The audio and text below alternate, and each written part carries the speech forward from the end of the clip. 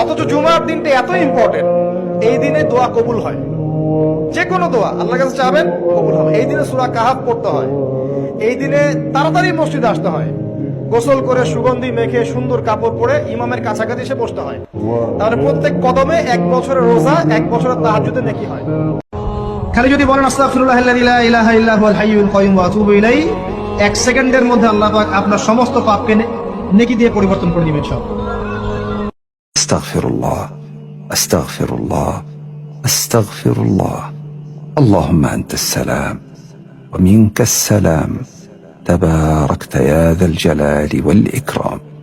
তবে শুক্রবার দুরুদ পাঠের দিন, আল্লাহুম্মা সাল্লি ওয়া সাল্লিম আলা নাবিয়্যিনা মুহাম্মদ। একবার রাসূল সাল্লাল্লাহু আলাইহি ওয়াসাল্লামের উপর দুরুদ পাঠ করলে আল্লাহ সুবহানাহু ওয়া তাআলা 10টি গুনাহ ক্ষমা করে। সুবহানাল্লাহ, সুবহানাল্লাহ।